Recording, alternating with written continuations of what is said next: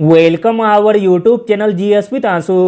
बिहार दरोगा के लिए सेट प्रैक्टिस कराया जा रहा है, जिसमें आज हम लोग सेट नंबर 19 को लगाने वाले हैं। इससे पहले सेट नंबर 1 से 18 तक ऑलरेडी करा दिया गया है। जो लोग नहीं देखे हैं तो वो लोग प्लेलिस्ट चेक कर सकते हैं। स्टार्ट करने से पहले आप लोगों से एक ही रिक्वेस्ट है, प्लीज़ वीडियो को लाइक और किसी भी एक ग्रुप में शेयर जरूर कर दीजिएगा। चलिए शुरू करते हैं और आप लोग भी सोचिएगा अपना आंसर क्या हो सकता है। पहला प्रश्न है, 1944 में गांधीवादी योजना की व्याख्या किसके द्वारा की गई थी? इंपॉर्टेंट प्रश्न है। 1944 में गांधीवादी योजना की व्याख्या की गई थी श्रीमन नारायण अग्रवाल जी के द्वारा। Option number D. अगला प्रश्न देखते हैं, निम्नलिखित में से कौन सा एक पादप हार्मोन है? इसमें पादप हार्मोन हो जाएगा option number D, cytokinin. Option number D. अगला प्रश्न देखते हैं, इंपॉर्टेंट प्रश्न है, निम्नलिखित में से कौन सा जल लवणता प्रवणता को दर्शाता है? जल लवणता प्रवणता को दर्शाता है हेलोक्लाइन। Option number D. अगला प्रश्न देखते हैं, इंपॉर्टेंट प्रश्न है, निम्नलिखित में से किस काल को सामान्यतः लघु हिमयुग माना गया है? सामान्यतः लघु हिमयुग माना गया है 1650 ईस्वी से लेकर 1850 ईस्वी तक को। अगला प्रश्न देखते हैं, इंपॉर्टेंट प्रश्न है, आनुवांशिक इंजीनियरिंग में निम्नलिखित में से किसका उपयोग किया जाता है? आनुवांशिक इंजीनियरिंग में उपयोग किया जाता है प्लास्मिड का। Option number B. अगला प्रश्न देखते हैं, इंपॉर्टेंट प्रश्न है, भारत सरकार ने किस वर्ष वन संरक्षण अधिनियम बनाया गया था?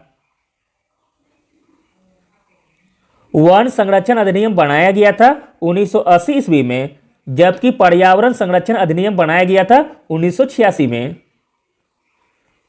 अगला प्रश्न देखते हैं, इंपॉर्टेंट प्रश्न है,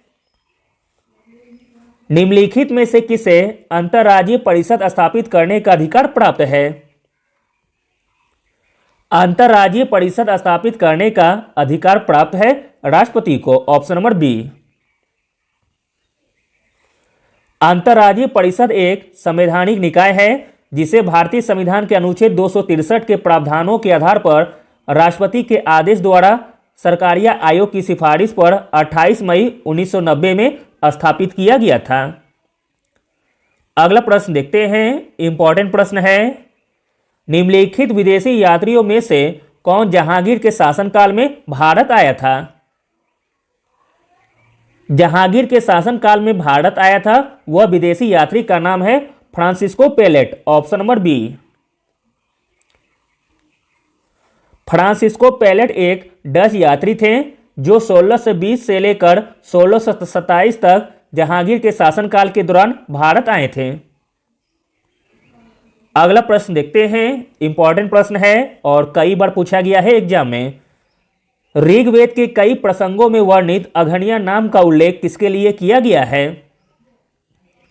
ऋग्वेद के कई प्रसंगों में वर्णित अघन्या नाम का उल्लेख किया गया है गाय के लिए। Option number D.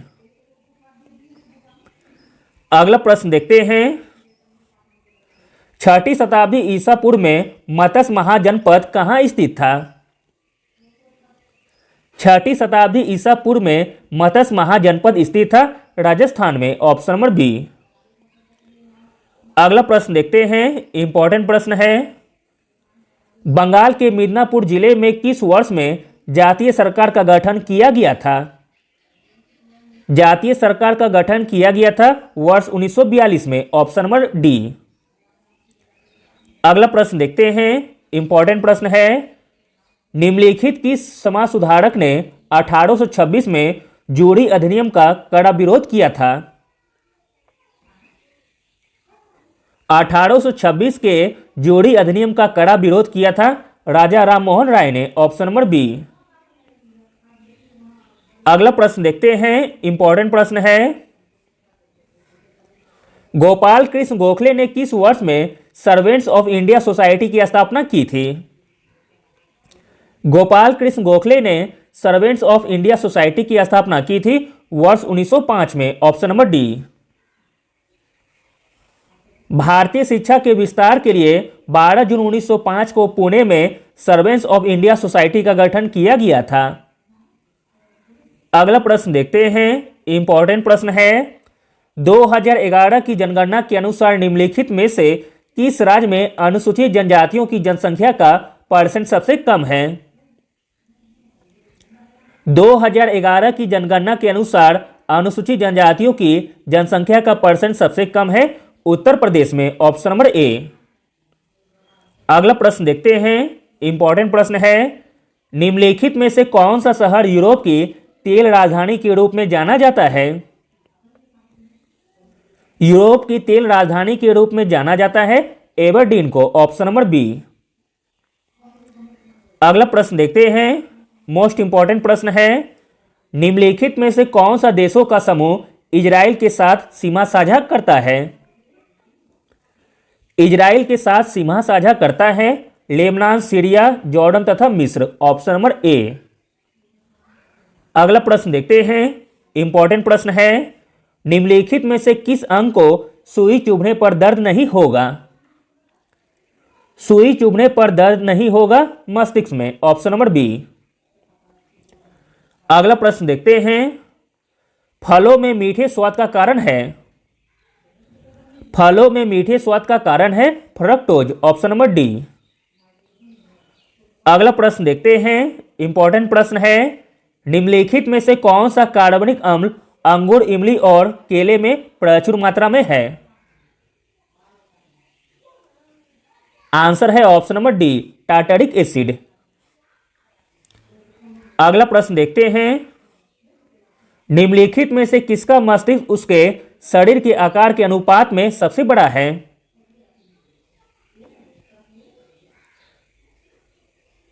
आंसर है ऑप्शन नंबर सी, डॉल्फिन का।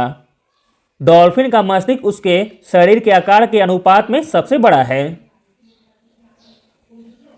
अगला प्रश्न देखते हैं, 2011 की जनगणना के अनुसार निम्नलिखित में से किस राज्य में जनसंख्या में कमी दर्ज की गई है? 2011 की जनगणना के अनुसार जनसंख्या में कमी दर्ज की गई है नागालैंड में, ऑप्शन नंबर ए। अगला प्रश्न देखते हैं, इंपॉर्टेंट प्रश्न है। निम्नलिखित भारतीय वैज्ञानिकों में से किसे भविष्य श्रेणी में डैन डेविड पुरस्कार से सम्मानित किया गया था? इंपॉर्टेंट प्रश्न है। भविष्य श्रेणी में डैन डेविड पुरस्कार से सम्मानित किया गया था श्रीनिवास कुलकर्णी जी को, ऑप्शन नंबर डी। भारतीय वैज्ञानिक श्रीनिवास कुलकर्णी ने खगोल विज्ञान के क्षेत्र में उनके योगदान के लिए प्रतिष्ठित डैन डेविड पुरस्कार जीता है।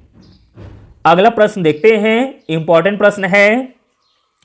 हाल ही में कौन विद्या देवी भंडारी के स्थान पर नेपाल के नए राष्ट्रपति बने हैं?